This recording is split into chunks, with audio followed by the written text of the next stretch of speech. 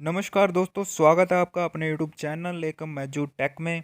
दोस्तों, आज की इस वीडियो में हम बात करेंगे जो गवर्नमेंट है उन्होंने डीए और डीआर तो 17% से बढ़ाकर 28% कर दिया है। लेकिन डीए का जो एरियर है दोस्तों, वो कहीं ना कहीं गवर्नमेंट जो है चपत करने में लगी हुई थी। लेकिन साथ ही साथ यहाँ पर एक खुशखबरी की बात भी ये है कि आपको मज़ा आ जाएगा। डीए डीआर का जो एरियर है दोस्तों, वो उसको भी कर्मचारियों द्वारा लेने की यहाँ पर एक बहुत बड़ी मुहिम का जो है असर यहाँ पर ये हुआ कि नेशनल काउंसिल जो है जॉइंट कंसल्टेटिव मशीनरी, उन्होंने गवर्नमेंट के साथ यहाँ पर वार्तालाप करने का बहुत बड़ा प्रयास कर दिया है कि जो डीए और डीआर का एरियर है वो जल्दी से जल्दी कर्मचारियों के सैलरी अकाउंट में आ सके। इसके बारे में आपको डिटेल से इस वीडियो में बताया जाएगा। साथ ही साथ सुप्रीम कोर्ट का जो डिसीजन है कर्मचारियों को डीए एरियर या फिर और जो फैसिलिटीज़ हैं वो देने का, वो भी आपको इसमें बताया जाएगा।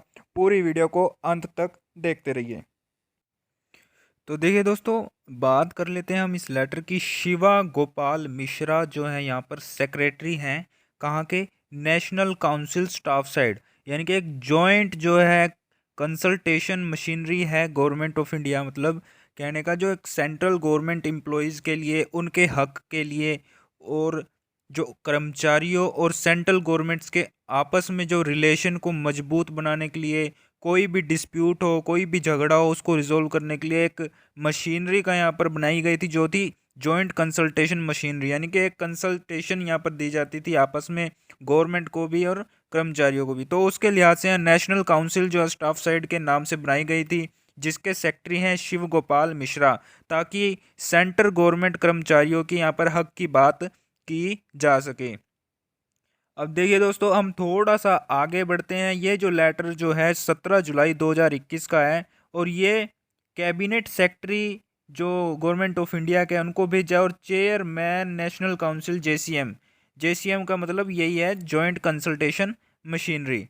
तो दोस्तों, यहाँ पर सब्जेक्ट क्या था, डियरनेंस अलाउंस या फिर डीआर के रिगार्डिंग ये लेटर है। लेकिन मेन बात ये है कि जो किस्तें, जो एरियर, जो तीन किस्तें जो थी, 1 जनवरी 2020 की, 1 जुलाई 2020 की और 1 जनवरी 2021 की, उनका एरियर यहाँ पे मिलेगा नहीं मिलेगा, उसके बारे में ये लेटर है दोस्तों। आइए पढ़ते हैं गवर्नमेंट की इस तरफ से यहाँ पर क्या कहा गया है। तो यहाँ पर जो नेशनल काउंसिल जेसीएम है दोस्तों, स्टाफ साइड से यहाँ पर कहा गया है, सेक्रेटरी जो है उन्होंने ये लिखा है कि यहाँ पर एक मीटिंग हुई थी, जो चेयरमैनशिप थी गवर्नमेंट की, उसके मतलब डीए और डीआर के ऊपर मीटिंग हुई थी। सेंट्रल गवर्नमेंट एम्प्लॉयज़ या फिर पेंशनर को जो डीए डीआर देना है, उसके रिगार्डिंग यहाँ पर मीटिंग हुई थी, जिसमें कि ये जो डीए है अपना 28% बढ़ाकर कर दिया गया था, जो पहले था 17%। और यहाँ पर इंक्रीज किया गया था। लेकिन जो तीन किस्तें थी, 1 जनवरी 2020, 1 जुलाई 2020 और 1 जनवरी 2021, ये तीनों किस्तें जो हैं इसको उसी पर यानी कि 17% पर ही रिमेन कर दिया गया था। तो यहाँ पर जो सेक्रेटरी हैं वो ये कहते हैं कि ये एक, देखिए हम पढ़ सकते हैं, they is not at all justified, ये जस्टिफाई नहीं है, क्योंकि जो है एक पार्ट ऑफ वेजेस होता है डीए डीआर दोस्तों, यानी कि एक सैलरी का ही हिस्सा होता है, कोई अलग से कुछ नहीं होता, ये एक सैलरी ही होती है एम्प्लॉयज़ के लिए या फिर पेंशनर के लिए। तो यहाँ पर जो है, any arbitratory recovery of the same will amount to illegal recovery of the wages and pension, यानी कि एक इलीगल जो है, ये इलीगल तौर पर जो है ये कानून के तहत किया गया है, ये कानूनी रूप से गैर कानूनी है। तो ये जो चीज़ है ये की गई है, ये इसके कारण जो है कर्मचारियों को बहुत ज़्यादा फाइनेंशियल लॉस हो रहा है, जो कि बहुत गलत हो रहा है। इसके बाद ही दोस्तों यहाँ पर जो है ये सेक्रेटरी जो है एक जजमेंट का हवाला देते हैं सुप्रीम कोर्ट ऑफ इंडिया की, जिसका नंबर भी आप देख सकते हैं। आप अपनी वेबसाइट पर गूगल पे सर्च करके इस अपील नंबर को 399/2021 और 12/553/2020, इसको जो है आप चेक कर सकते हैं। ये किसके रिगार्डिंग थी। इसमें भी जो है सुप्रीम कोर्ट की जो है डायरेक्शन बताई गई है कि डायरेक्शन क्या आती है। एक्चुअली एक केस था आंध्र प्रदेश गवर्नमेंट का, जिसमें कि किसी पेंशनर को या किसी जो है रिटायर्ड उसको सैलरी नहीं मिली थी, या फिर पेंशन जो नहीं नहीं मिली थी, गवर्नमेंट ने काफ़ी लेट कर दिया था। तो जो वहाँ पे हाई कोर्ट था उसने ये डिसीजन दिया था कि इनको जो है 12% ब्याज के साथ, इंटरेस्ट के साथ जो है जो भी इनका सैलरी अमाउंट बनता है वो सारा का सारा जो है पे किया जाए। हालांकि उसके बाद जब ये केस जो है सुप्रीम कोर्ट में गया दोस्तों, उन्होंने यहाँ पर डिसाइड ये दिया, ये निर्णय ये दिया कि जो 12% है वो 12% नहीं, इसको कम करके आप 6% रखिए। 6% जो है उसको ब्याज देना ही पड़ेगा गवर्नमेंट को। साथ के साथ जो इनका अमाउंट है वो तो मेन अमाउंट तो देना ही है, साथ में 6% का ब्याज भी देना पड़ेगा टोटल अमाउंट का। तो यहाँ पर दोस्तों गवर्नमेंट जो सुप्रीम कोर्ट है उन्होंने ये बिल्कुल साफ तौर पे शब्दों में ये लिखा है कि सैलरी हो, पेंशन हो, ये जो है कर्मचारी का एक बिल्कुल एक जिसे हम छीन नहीं सकते ऐसा अधिकार है, वो देना ही देना पड़ेगा गवर्नमेंट को।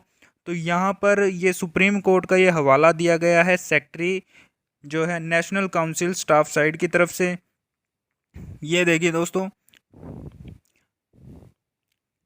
आंध्र प्रदेश शैल पे, गवर्नमेंट ऑफ आंध्र प्रदेश शैल पे simple interest computed at the rate of 6% per annum on the account of the deferred salary and pension within the period of 30 days from today। तो दोस्तों यहाँ पर सुप्रीम कोर्ट का ये जजमेंट है, बिल्कुल इनको गवर्नमेंट को मानना पड़ेगा, ऐसा इसमें लिखा गया है। 12% की जगह यहाँ पर जो है 6% जरूर सुप्रीम कोर्ट ने किया, लेकिन जो है 6% ब्याज के साथ पूरा अमाउंट जो है गवर्नमेंट को देना पड़ेगा।